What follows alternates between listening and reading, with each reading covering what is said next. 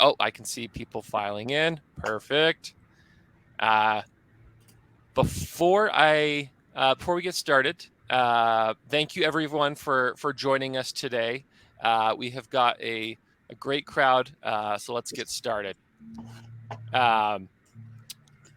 Today we're going to be talking about, it's kind of a unique topic. We're going to be talking about the power of diverse solution consulting teams. We've got Sheila, Tara, and Adam from Infor. My name is Miles, and I am an enterprise CSM here at Consensus, and I'm going to be our moderator. DEMOFEST is presented by Consensus. Consensus is an intelligent demo automation software that helps scale pre-sales with interactive video demos. You can learn more at goconsensus.com.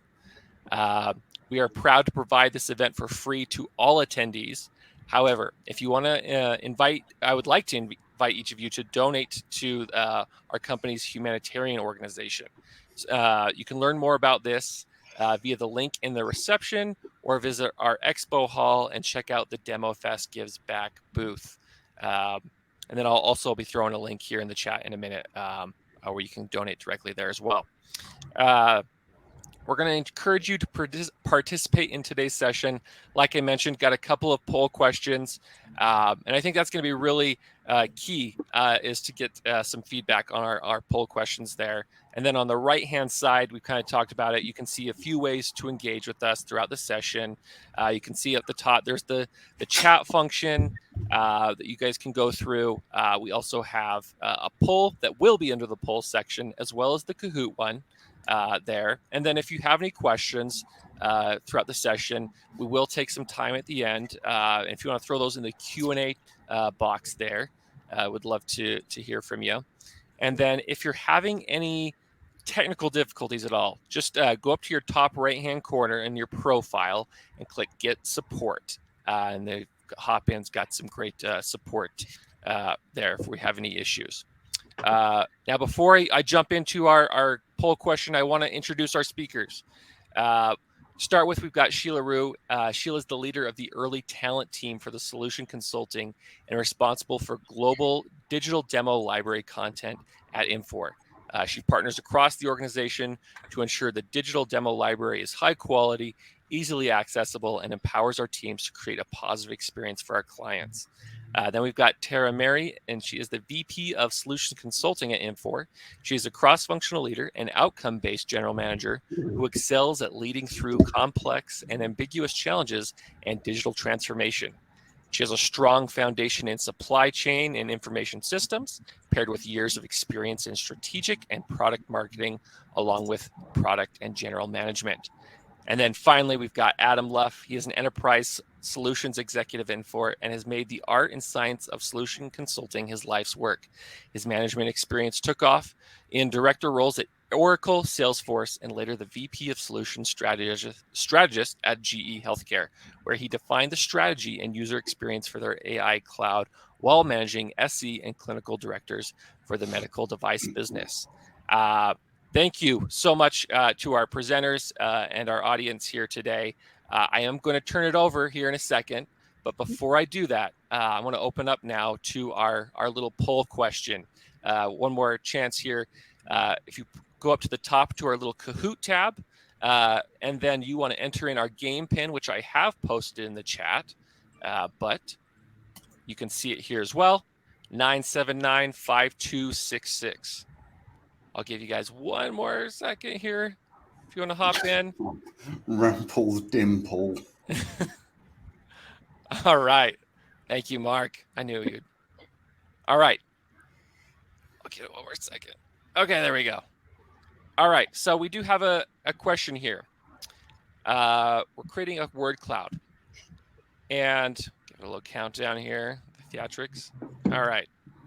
When you think the best SCs or SEs, however you refer to them, what is the first characteristic that comes to mind?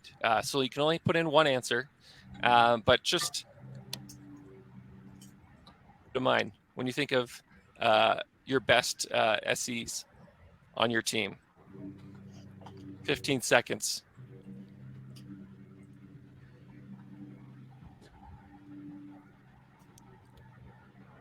Right. So that pin again is 9795266, Brian. All right, getting some answers rolling in here. I'll ask our panelists, what do you think? Agree, disagree? Yeah. Curiosity. Yeah, definitely. For Vibrant. sure. Yep. Patient. Yes. Engaging. That's a good one. Yeah. So they're all good and all important. Yeah. Exactly. I think it just goes to show, regardless of background, there are so many key traits that you could get from anywhere, and that's really where we see a lot of successful SCs and SEs who show these traits. So thank you everyone for participating. But let's hop over here and let's jump in. Let me go over our agenda really quick for today. So we're going to talk about diverse journeys to pre-sales. Everyone has got their own journey that has brought them to this point. And then we're going to be talking about unconscious bias, just the impact and awareness of that on the sales cycles and winning deals, but also on recruitment and retention. So if you guys want to hang on here. But I guess let's open it up here before we hop in. Did we want to talk about our backgrounds and how we've gotten to this point? So when it comes to me, I'll get started here. To the world of pre-sales, I started at Consensus. It's about 2.5 years now. And prior to this, if you had asked me what pre-sales was, I would have said, I know it's definitely pre-sale, right? That's right. But that was it. I have since then spent countless hours talking to pre-sales professionals from so many companies. And I have grown to really have a love for those in this profession, and as well as kind of just trying to figure out what are the common issues and things that we can do to build up the industry. But Adam, I kind of wanted to hear what has your experience been like, and what was your intro to the industry? I'm going to say ladies first. Little feedback. Was that me? No. So I was going to say ladies first, actually. So I would say let's go with Sheila first, because I've never heard Sheila's story. She's heard it 50 times because I talk a lot. Sheila. Well, I will take that lead. Thank you so much for both of you. I just ruined our schedule, didn't I? Sorry. We are so flexible and adaptable. That's what makes us pros. And I would just also acknowledge the fact that the three of us, Tara, myself, and Adam, we're all part of a leadership structure that's led by Leah McClure. And she actually has a really diverse leadership team from different cultures, different genders, different languages as their first. And so it's a really interesting mix. And my story is that I actually came from an HR background. So I didn't go to college to be in pre-sales. I actually got an industrial organizational psychology degree. So it actually applies more than you might think. But I started in human resources. I worked at a big aviation maintenance, repair, and overhaul facility, and we implemented a software package. And I started looking at my potential to travel the world, which is something that I love to do for pleasure. By the way, just any of you out there, careful what you wish for, because all of a sudden I got put into an opportunity where I worked for the vendor. So the software we implemented was something that was really intriguing to me. I was on the project team, and then I started to pursue a path in coding, and I started to really look into IT as a career. And it became obvious that I have this capability or talent, which is to translate some of these technical components into layman's terms and really start to mitigate some challenges. And so that turned into a career in pre-sales. So I worked for that vendor. And then I came over to Infor about 16 years ago. And in listening to one of the podcasts that many of us may listen to, this one was Two Pre-Sales in a Pod. There was a recent conversation about career journeys, career trajectories, and thinking about when the right time is to come and go. And the fact of the matter is, the company I joined 16 years ago is not the company that it is today. My role has shifted from being an individual contributor to being a solution director, to being a solution architect, industry principal. So a lot of organizational plasticity and exposure to different leadership styles. So really diverse perspectives in terms of understanding how I can expand my own capabilities. So now in this role with these new charters for early talent and the digital demo experiences, I feel like I'm continuing to grow, and this is a cool opportunity to share that story. So I will now hand it over to Tara. Thanks, Sheila. Hey, everybody. Great to be with all of you. Welcome to our session. Tara Mary here. I lead what I'll call the best solution consulting team around, our strategic solutions team at Infor here in North America, but lots of love for our global counterparts, some of whom I'm sure are on this call right now. So my journey to pre-sales is also quite different. And that's why this is one of my favorite questions to ask people in our field, because you really do never know what you're going to get. And so I can... So anyway, Wow. as Tom was saying, and we this is what happens in a demo, right? Isn't this what happens in a demo? So Exactly. anyway, so let me carry on with that. We got her back. Am I back? That is crazy. But yes, it is what happens. So we'll pick that right back up. Thanks, Adam, for chiming in. Seems like I actually did have a little power split here for a second. My monitor is blinking. Uh-oh. But you sound good and look good. Okay, great. Am I okay? Thanks, guys. I did check all of this too. So what I was saying is, yes, we all kind of have, it is my favorite question to kind of ask solution consultants, no matter where we go, because you do always get quite a different answer. So I've been, not a lifetime solution consultant. I have had a very broad career to this point, spent a lot of time in industry.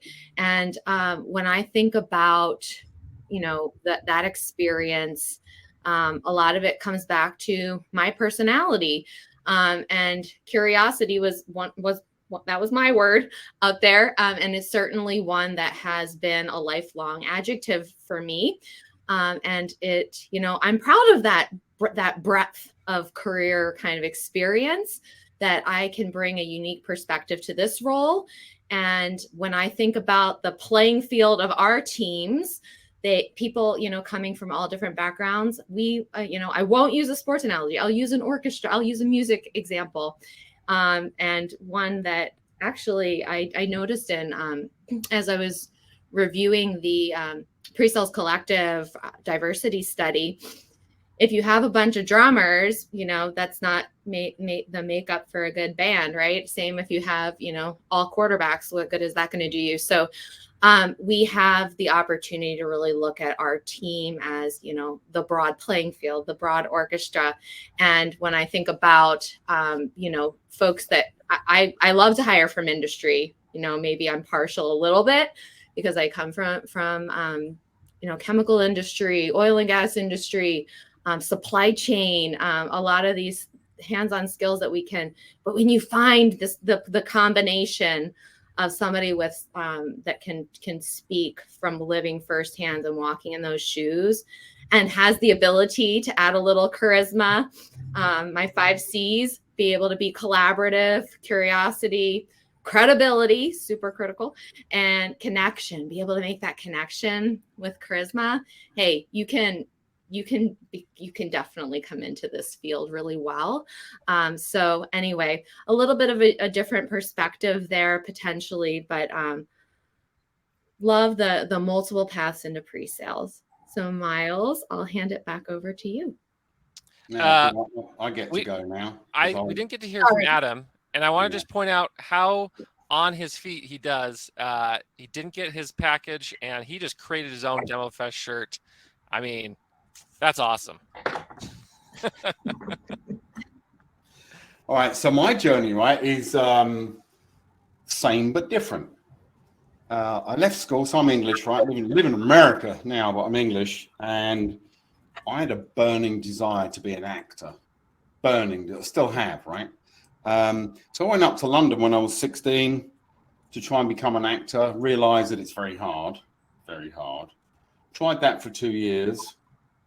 I took one thing away from that, and it's very apparent now if you're watching any reality TV shows, 99% of the people that go into acting do it for the wrong reasons. They're looking for something missing in their life. You look at all these wasters on like Big Brother and all these realities, they're not doing, they think they're going to be an actor. They're not. 1% really become and that was me. I love the craft, and that's what I apply to my pre-sales thing. Anyway, that didn't work out. I had no money. So joined the Navy, see the world. Yeah, that was fun. And ended up in the Middle East at the end of after the first Gulf War. So yeah, I'm old. And I stayed there for some time, worked offshore on an oil rig, which was interesting, I can tell you. Lots of spare time to do things. And you end up learning how to play pool with your bad side, or darts with you. So I'm right-handed, so I had to learn how to do everything with my left hand. Never play me at pool, all right? I'll beat you both ways. But anyway, so here's how I got into pre-sales. As someone said to me once, right? The answer in what we do is in the name of it, pre-sales. We're sellers. We are sellers. Yeah, we're problem solvers, solution consultants, but we are sellers. And I truly believe that to this day, right?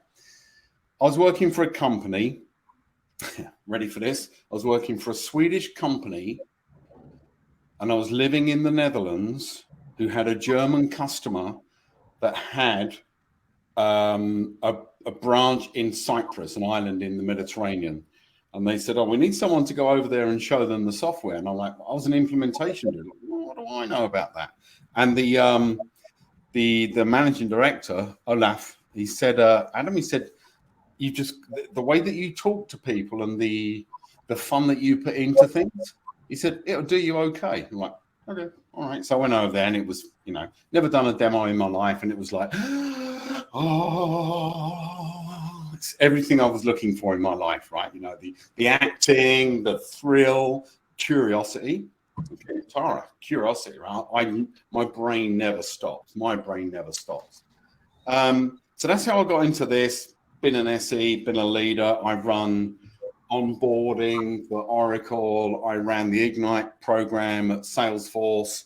And then I went to GE Healthcare, which was a trip, right? Going to a machine manufacturer that gives software away, trying to figure out how to add value to it. That was hard. That was hard. Came here for a tremendous opportunity. There's something about Infor that I really dig, and we'll get to that another time maybe. But when I'm hiring for, we all hire for solution consultants pre-sales. I look for a couple of things. I look for people that are hungry to learn. Curiosity, right? You all saw that. Tara's curious. Sheila never stops there. I mean, I talk to Sheila all the time, and she's like, can you help me with this? Can you help with this? Yeah. So we learn from each other, right? And the hungry thing is all about, by the way, I wrote that up on the board, hungry, humble, and smart. It's all about being hungry to do better for the right reason. And you all know what I mean by that. We've all had to deal with people that we may have inherited, because we never hire bad people, do we? Ever, ever, ever, ever. But those people that we inherit, okay, you need remediation, right? And these are the people that don't want to change. They think they're the best. They've got their little niche, etc., etc. And the people I like are the ones that want to do better and get better, right? Not the people that want to climb the ladder, right? So you got it. What have you done, Joel? Hungry, humble, and smart. Exactly. The humbleness that I look for, the people that are always looking to make people better, right? And I look at it this way: sometimes we, always you, never I. That's what I've been teaching that for 20 years. If anyone knows Ben Zoldan, Story Leaders, we've been doing that for 20 years. And it's really how you make other people fantastic, make other people look good, what are we about? It's not about us, it's about the customer. Oh my God, the amount of times I walk out of demo and say, right, we didn't mention their name, boys and girls. Let's fix that. Okay. And then the last thing is being smart about who you are, being aware. Okay. So we talked about this, Tara, Sheila, and I. So what sort of questions do you ask you in an interview, right? So I've got a few that I ask, and they go like this, right? Because I want to see how people think on their feet. Because remember, when you're in front of a crowd, you've got to be quick. You've got to be quick. So I ask people things like, okay, so what did you learn this week that you didn't know, but not work related? And watch people go, or the sharp people will say, oh, I learned to cook with leeks yesterday, or something like that. Okay. Or somebody, tell me a joke that you think's clean and, tell me a joke. See how people think. Yeah, just see how people think. Or the best one I like, especially when I'm not sure about an SE, do you like karaoke? Right? Do you like karaoke, right? And you'll know right there and then if they're the right person. It depends. That's the people I look for. They're gregarious, outgoing, a little bit cocky, a little bit swaggery. Okay, but that's what I look for in these people, right? So all of these things, it's everybody that we go, yeah, charisma. There you go. That's one of your 5 C's, right, Tara? Charisma, yeah. It's like swagger with humility, right? Yeah, swagger with humility, right? Because I've had to deal with people that had a bit too much swagger, right? And you have to deal with that, and that didn't end well, as you know. The last thing we want to do, swagger with humility, right? The last thing you want to do is can somebody, because someone taught me this one. It's what they teach you in the Navy, right? If you have to, so in the Navy, it's 3 things, right? Ask, tell, penalize. Ask somebody ever so nicely to do something or not do something again. If they do, tell them pretty forcefully, don't do that again, or you should be doing that. And if you have to penalize them, you've failed. It's the same with us, right? If you have to can somebody because you can't fix them, I think it's a bit of a fail. That's my thing, right? What did Paula say? I like smart, nice, and flexible. Yes. So yeah, that's right. Yeah. The grey one, like, yeah, that's right. Yeah, I agree. Yeah. It's all these different things. I think we all agree. It's different books you've read or what you've done in the world, but all of these things just make you understand what you're looking for and what makes your team and yourself better. You've got to be aware of it. I think, therefore I am. All right. So back to you, Miles. I think it's back to Miles, isn't it? Yes, it is. I'm going to say I have learned so much about everyone, and I felt like I knew the team pretty well. So that was pretty cool. On that topic of just, talent and building out a team, kind of what are your thoughts there? Kind of go over some of these stats that Infor has put together. Yeah, sure, Miles. Thanks for that. So, this topic can get pretty meaty, and we're looking at it, like Miles had introduced, through a couple of different angles. One, the different paths that we all take to solution consulting, again, super interesting, and how those paths affect how we hire. So go ahead, if you have a favorite interview question that you've been asked as an SC, or that you've asked maybe as an SC leader or interview panelist, please post it on into the chat. And we'll talk a little bit more in this hiring environment for solution consultants. It really being so competitive, diverse points of view are really beneficial. And so we're going to look at a couple of diversity and inclusion statistics, and then talk a little bit about the notion of unconscious bias. So again, this plays into hiring within this unique kind of market, as well as how we win in deal cycles. So we'll talk a little bit about that too. So before we get, oh, go ahead. No, I'm just looking at the question from Tom. How do you manage relationships with account executives? Gingerly, forcefully. I mean, pick an adjective, right? Yeah. Tom Jensen. Yes, great to see you, and great interview question. Yeah, so a cool kind of spin on favorite interview questions there. Love it. Yes, for sure. Keep them coming, guys. Keep them coming. We're going to talk a little bit more about the interview process here. And while you guys are entering some things in the chat, I'll just run through a couple of these key statistics that were just really compelling for me.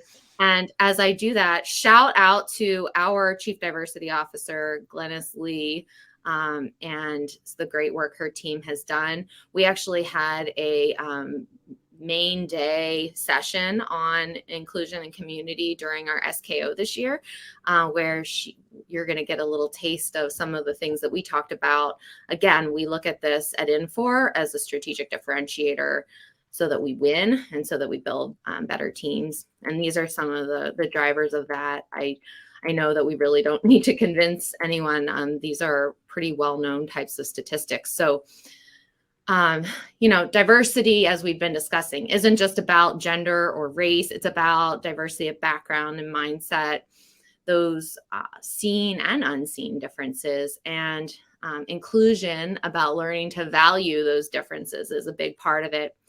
It's not just good optics. It really is a leading edge over competition. So companies in top quartile for gender diversity are 15% more likely to have financial returns above their respective national industry medians. And yes, companies that are top quartile in terms of overall diversity are up 35 points higher performing in profit versus those in the bottom quartile. And yes, more diverse companies are better able to win top talent and improve customer orientation, employee satisfaction, and decision-making.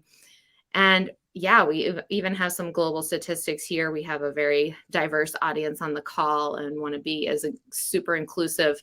So this one, the UK stat, greater gender diversity on the senior executive team corresponds to higher performance uplift in the data sets that we were looking at. For every 10% increase in gender diversity, EBITDA rose by 3.5%. And this 152, super interesting, a team with a member who shares a client's ethnicity. So imagine deal cycles here, guys.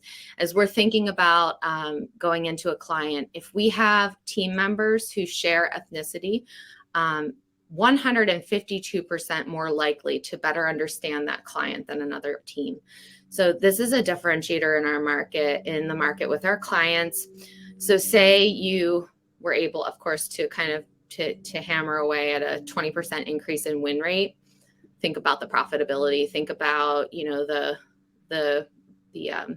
variable compensation checks that we'll be rolling out. So overall, more diverse companies able to attract top talent, improve customer orientation and relationships, and employee satisfaction, and overall decision making. So really a compelling business case around making a shift in this direction.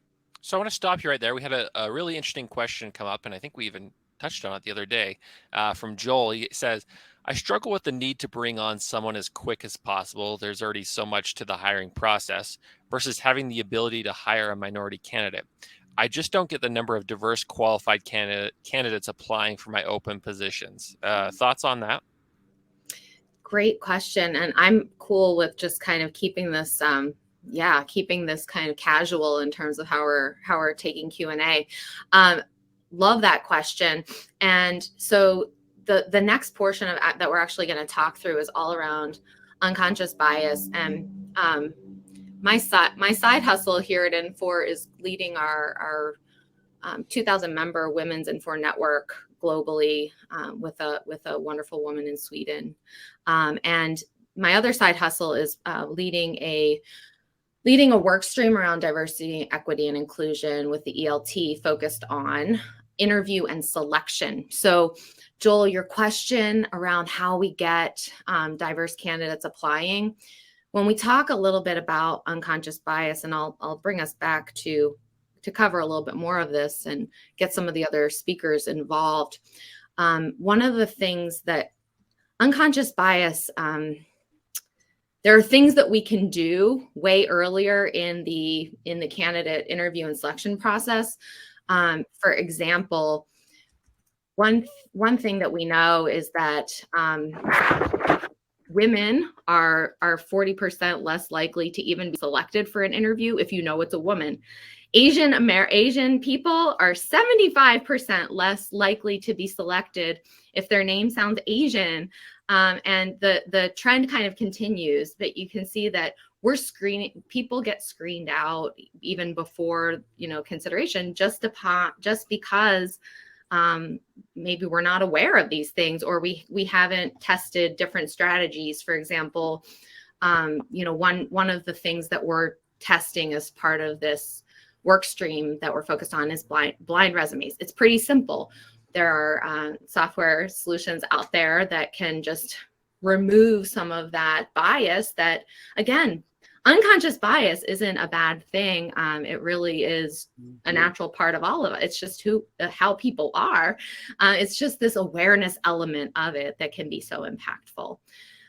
So before I go further, I'll just kind of, open it up to the other panelists, and then I can share a little bit more just to level set, because I'm not even sure that everyone knows a lot about, what unconscious bias really is. Sheila, anything you want to kind of add, or Adam? Well, I'm interested in sort of the question that we got, and I'm just wearing the curiosity pants when it comes to thinking through the recruiting strategies when folks out there aren't getting the diverse pool of applicants that they're looking for. And so I think the question in my mind just begs more questions. And it just seems like there could be some opportunities there, but not knowing the specifics of how, what your needs are and how you're going about the recruiting. I think some of the suggestions and tactical takeaways that Tara's mentioning here around blind applicants could be really interesting. And I think she's got a few more to share. I think from an unconscious bias perspective, as we listen to these stories unfold, as Tara mentioned, it's part of the human condition. And I've certainly had the experience myself when it came to the early talent community, thinking, having preconceived ideas of how this talented community how they were going to be showing up. And I have to say that it was so pleasant, and I continue to be inspired by the generational diversity that's been infused into our organization and continues to be a source of leadership. That's our future leadership team. And so that would be my initial 2 cents that we can circle back to, but Adam may have some additional comments to share. Can I tell you a story? Love to. So I was in a meeting recently, right? And there was myself, another chap. I'm in Arizona, okay? 3 of us, we're all based in Arizona. Myself, chap, and a lady, right? Heather Rynearson, who's one of our account execs. And we're sat there talking about this and that, Arizona weather and everything. And the other guy mentioned hunting, right? So I like guns, I like hunting, et cetera, et cetera. And I made a comment, right? And idiot, I said, Heather, you probably don't want to hear too much about, us men talking about hunting and guns. And she went, And then she stepped away from the camera like this. Okay. She came back, right? She had a hunting rifle, Browning 500. She had a Benelli shotgun and 2 Olympic gold medals. Okay. And she said, yeah, I like guns. So again, this unconscious bias thing about, people do not, guns, hunting, et cetera, et cetera. And then when you got talking to her, she was actually really into that in a big way. So 2 gold medals, that's pretty serious, right? In my mind, I've never ever seen one in my life, right? But the way that, I thought about that afterwards, and it was about the same time that our diversity and inclusion officer, right, Tara, we talked about this, right, had mentioned this unconscious bias. And I thought, yeah, that was me. That was me. That was me. So I kind of changed my ways a little bit, you know, how I question, etc., etc. But looking at some of the responses here about, you know, screening, bias, all these issues, etc., etc. Was this say Tiffany saying a lot of automated screeners reject some diverse applications for silly reason? It's because the unconscious bias is flat out coded into it. Yeah, right. Exactly. Yeah. And again, here's how I looked at it. You said you're my, you know, hungry, humble, and smart. I like to hire there first. That's where you know, character. Tara's 5 C's. I think it's 6 now with character, right, Tara? Yeah, we've gone to 6, right? We've gone to 6, right? Trying to get to 10. So that helps as well. And then you hire the right people. And I find that it brings in a diverse culture. You know, you look at my team of 47 people. I mean, I've got almost half of them are ladies. I've got 6 or 7 people that are ethnically diverse. Okay. Some foreigners like myself. And that's just how it happened. That's how I look at it. That's how it happened. That's just my opinion on it, right? It can happen if you go for the right things. All right. That's my opinion. That's my unconscious bias story as well, which was made me better, right? Made me better. Absolutely. Yeah, that's it. That's my story. Yeah, so love it, Adam. Love it. Look at the right. We just all make assumptions, kind of going into things like this. Mm-hmm. And so with, I guess if you back it up one page, Miles, just to explain kind of what unconscious bias is with a little more detail.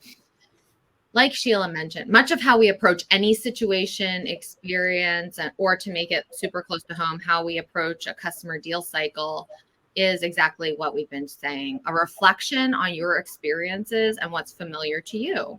So it's not bad, it just is. And so if I ask you to think about going in to a customer meeting, your mental image of the setting, is it an office? Is it a plant? Is it a hospital? Is it a refinery? What's the weather like? Who are the personas in the room? What do they look like? What's their age? What's their race? What's their gender? What's their experience? What are their personalities? We all would have a different picture in our minds. And so before we even have the chance to engage in any rational thinking, the intuitive side of our brain is kicking in. So I think you guys are probably getting the gist of this. And so in the same way that we would engage a stress management technique, like, you know, breathing exercises if we're feeling stressed, we must also engage techniques that will challenge and interrupt these biases and our unconscious actions, you know, that impact our peers, our team. And, you know, Adam gave a great story around that, and ultimately could impact customer relationships. And, you know, the underlying factors around that are erosion of trust and, you know, value. So let's do, before we kind of hear some more stories, because I know Sheila has a great one around generational bias, let's look at one example and just challenge everybody's thinking real quick here.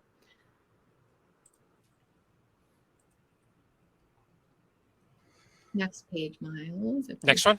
There you go. Yep. So imagine, let's all get into role for a minute here. So imagine you're approaching a receptionist desk. You see a man and a woman looking at a document together. You make eye contact with the woman and say, "Good morning. I have an appointment with your CIO, Chris Thompson." So assume that you did your research on this company and you already know that the CIO is a Black woman. Her picture's on the company website, LinkedIn, you did your homework. She's been featured in various articles, but you didn't recognize her immediately in this setting. And her response to your introduction is something as simple as, "I am Chris Thompson." Do you feel that this behavior was inclusive? So Miles, next page, please. Okay. So some people might brush this off as an honest mistake. It's not a big deal. Better to let it go. Don't need to overreact. And yeah, maybe it is. However, the CIO now has may have a little moment of doubt, may wonder about your research skills, may wonder about your level of respect for her in that position, just underlying thoughts coming out. And you can still make the deal, right? You can still, but you may have inadvertently set back the relationship a little bit. So just one example. And again, we went in our SKO this year, we went through a lot of these situations, super fun. And again, it's not about making anybody feel bad. It really is about helping people to be aware. Let's all be a little more aware, so that we can ultimately win more, directly tied to win rate, directly tied to building out more diverse teams leads to better outcomes, on the bottom line. Oh, Bless you. And with that, back to the stories. yeah. Sorry about that. So again, we can look at unconscious bias in the next few minutes here through those two big lenses. One is kind of how we win by having diverse teams in the field in our day-to-day sales activities, and then how we are recruiting, in this kind of dynamic environment. How can we really get our teams positioned with that full band rather than a bunch of drummers? No offense, drummers. Sheila, you want to tell a little story about generational diversity? I know you got a big fan club here on the line. Oh, well, okay. I want to acknowledge Steve's comment too. The scenario here that we've got presented, and some of the adjacent, reference to the fact that the CIO has been in articles and stuff. Steve's comment is in the age of LinkedIn. It's just, there are no excuses. And so it's just that reminder that we should do our research before we go into those meetings. It's a legit use case here, but that I appreciated that comment.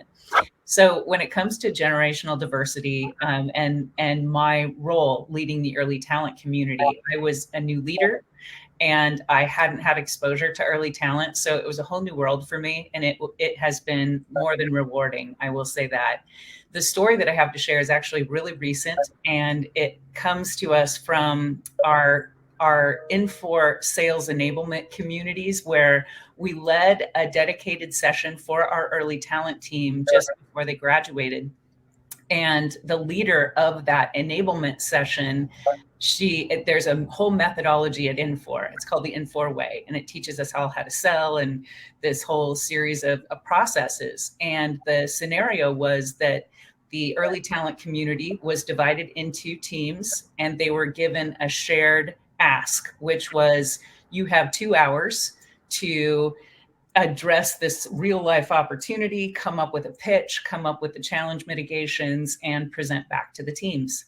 So what was unique was that the presenter was not used to the early talent approach. So you start thinking about diversity, and you start thinking about mindsets and the value of having a really open mind when it comes to how people are going to approach a given challenge. And these groups all went to their little group zones, and they were quiet. Everyone was dead quiet. And there was concern on the presenter's part. She's like, okay, this is not what I'm used to seeing, because she's used to presenting to these large, mature sales orgs, and they're role playing and they're loud and it gets all intense. So she had some questions in her mind. We all had questions like, are they taking this seriously? Then it came time for them to present to the group, and everyone's jaws dropped, because the impact, the intensity of their direct focus and their collaboration that was taking place in a different format. They were using their computers and technology to gather up imagery and to collect insights that were going to help compel their story and compel the audience. It was mind-blowing. And one of those early talent members, I remember this so well, when we went out to dinner later the evening to kind of celebrate their successes, he mentioned the fact that he said, it's interesting, a year ago, I was working at, like a little retail place, and here I am today in front of these groups presenting content. And so it's just a reference to the fact that, everyone's got a different approach. And these approaches helped inform us and change our perspectives around what good looks like when it comes to preparation and presentation. So it was just such a delight. And I continue to be blown away by the early talent communities and that generational diversity. Love it. Miles, I know you had quite a different kind of take on this as we were discussing. Chime in with your story, because it really impacts also digital demo content and how we're inclusive in thinking about, you know, not only the types of biases we've already discussed, but really broader. Absolutely. Where I don't work in the pre-sales industry, I work very closely with all of you, and specifically on content creation. If you're not aware, here at Consensus, a lot of it is on content. And I have a family member who is deaf. And so around our house, it is very common for closed captions to be on, you know, when she comes to visit, but we just try and keep it on altogether. We share a Disney Plus account for those who are sharing accounts. And so it's just become second nature to me to just see the closed captions on there. And I create and record a lot of just training content, but also just kind of help people evaluate that. And I realized as I sat there one day is I should put some closed captions on this. And then it started to snowball and think, you know, is the content I'm creating, is there a portion of my audience who is missing out and not able to, you know, receive this content?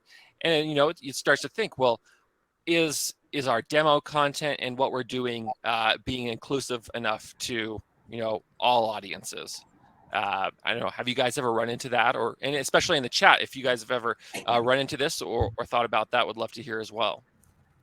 Yeah, so I'm just going to chime in because I've got that responsibility for the global content creation, and there are conversations that take place with frequency around language, around improving our best practices so that we do incorporate closed captioning. There's multiple benefits to the closed captioning, and particularly when it does come to language translation, as well as people that have disabilities with the hearing. There are additional considerations when we're thinking about content creation that have images that are more representative of the communities that we are serving. So when Tara had that slide up a while ago, and it was the 152%, that impact of having common ground and having a shared reference point, whether that's ethnicity or it's gender, or just having that shared, you know, we have an experience that we can all appreciate. We started talking about accents on the content that we're creating for our global communities.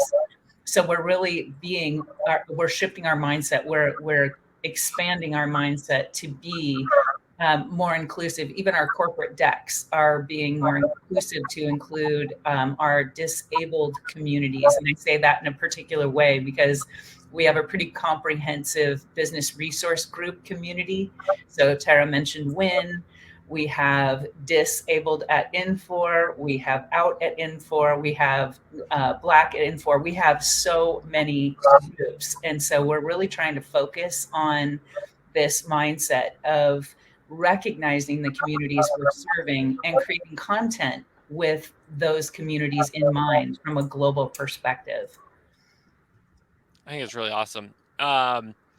We're getting close on time here. We got about 10 minutes left for our presenters. Just kind of want to hear some of your final thoughts. I know, Adam, we weren't able to get to you on this portion, but just wanted to hear some of your thoughts and then open it up. We've got quite a few questions and just engagement from the audience here.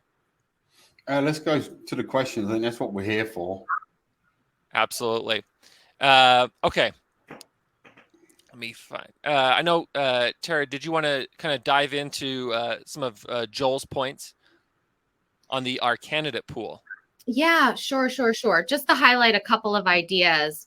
Some of it is systemic, I guess. One of the big topics that we could talk for a whole separate hour on is, you know, and again, shout out to the State of Diversity in Pre-Sales report sponsored by Pre-Sales Collective. which highlights that, these candidate pools are not diverse by nature historically. So we have to get way different about how we're even thinking about hiring. And some of that goes back to the diverse paths to solution consulting. What does success look like in this field? And so it really is interesting. So and building some of those building them, and again, why we focused and invested so heavily in our early talent pipeline with our foundation team. I'm sure some of them are on here with us. And Tom, I know you've been chattering away in the chat too, one of our grads. So when we look at the current pool of pre-sales and just take North America first, it's, from a gender perspective, which is most data that we have around this, it's 75-25 male to female. And as you get into more global, it becomes even, more stark, so, and it gets even kind of, I'll say worse when you think about diversity through the ethnicity kind of perspective, where, it's even, it's predominantly like 85+% white. So this field is not inherently diverse at all. So and especially also when you get into kind of leadership teams. So that is, a very cool part of what we have here at Infor, that we do have quite a lot of diversity on our leadership team. Anyway, so to get to kind of build the pool into more of a diverse pool, we either have to, mindfully be part of that, or we have to, change what we're hiring for, frankly. So there are, just some thoughts there to add to how do we create a more diverse pool to even, choose from, let alone then the practices that we start to implement as we open up that resume floodgate a little bit broader, starting to think about, how do we remove that bias out of the gate before we let it, influence who we're putting into our interview funnels. Then we can take it a step further into how we're thinking about interview teams. What did your last interview team look like? Who last interviewed you? Was there any diversity? Was there diversity in functions represented? Was there diversity in, from the traditional definitions, male, female, ethnicity, gender, race, or was there diversity in age, regions, industries, whatever it might be? There are lots of ways that we can then, continue to move the conversation through the interview process. It becomes pretty interesting. So again, with our ELT is prioritizing this as one of the top 3 areas of focus for DE&I at Infor, starting to do more and more pilots around blind resumes, diverse interview candidate slates, as well as interviewing teams, unconscious bias awareness training. And, again, we have to be aware. And then some of this other point around hiring for attributes, kind of we'll build off of, Adams and some of what makes a great solution consultant, and versus traditional skills, experience, heavy, like the resume, scanning for those types of things versus these more attribute based that can open it up. Absolutely. We had an interesting one coming here into our Q&A section. Just the industry as a whole. What grade would you give the industry as a whole in diversity, and what is something we can do today to improve it? I'd like to open that up to everyone. Yeah, I'm going to shut up for a minute. Go ahead, guys. Well, didn't we get some findings? I think we have some data that indicates that we have some room to improve. And I think we've touched on a few different avenues that can help, from blind resumes to more comprehensive recruiting when it comes to folks like early talent, who again that's the leadership community that we're looking at for the future. And by the way, shout out to Tom Jensen. He has become exactly that. He is a leader, and we've got more people that are reflective of that, who have graduated from early talent and been infused into true leadership positions. So it's something that we take to heart at Infor, and it's a cultural perspective. And so one of the things is perhaps an opportunity in your own organizations to start asking some of those questions around the hiring practices and the interview practices and techniques and recruiting strategies and such. Just top of mind thoughts. Absolutely. Okay. C- from Heather Winters. Enter your score. What do you guys think? How do you guys rate this kind of field in terms of diversity, equity, and inclusion? I love reading some of these comments, especially, you know, the kind of generational bias from both directions, right? In Pre-Sales Collective report, it talks about, actually, no, it was a different source I'll share with you all. 68% of people over a certain age don't even apply for these types of roles because they feel that they're not going to be seen as, you know, technically savvy. So I'll share that interesting stat where on the, you know, the other side of the spectrum, we're seeing people who are like, you know, I feel like I have to couch my age to some extent because I'm not going to be, you know, exuding credibility. I'll also, as we're wrapping here, put a couple links in the chat for all of you who are aware of International Women's Day. Some awesome content on March 8th. The whole focus was on hashtag break the bias. And so there are some great resources out there just for around bias awareness. And the number one bias impacting women is maternal bias. So, ooh, she's a mom. Is she really going to want to travel globally, or, you know, with a bunch of little kids running around, and just these things that jump into our heads? And, you know, shout out to the consensus team. I am actually due next week. So we are a panel of 5 today. And got our little consensus onesie going on. Awesome. Congratulations. All right, we are just about out of time. So I wanted to say thank you so much to all of our presenters. Thank you to everyone who joined us today. Great conversation. I would encourage you to continue to have these conversations within your own companies, within pre-sales, just the industry as a whole. So thank you to everyone. We want to remind everyone that each session you attend gets you an entry into our raffle to win some awesome prizes.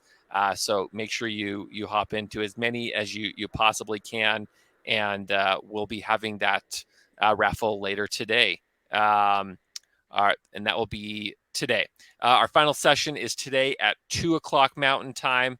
We're going to be doing that raffle, and you're not going to want to miss that. We're going to be bringing DEMOFEST on the road. Excited to announce that. During that last session again today, we'll be announcing some of the cities that we'll be in this year. So would love an opportunity to start to expand our reach there. Would also encourage you guys to stop by our expo hall again to visit the premier partners of DEMOFEST. A reminder that there is no transfer of money involved in this event. So all our partners have gone above and beyond for all of you. Thanks again for all of our presenters here, to Sheila, Tara, and Adam. And then we have got another great slate of sessions coming up here. And if you guys want to hop over to the sessions button on the left-hand side of your screen to pick one of our next great sessions. And we'll see you over there. Thank you so much, everyone. Thanks, guys. Thanks, everyone. Great chats. Cheers.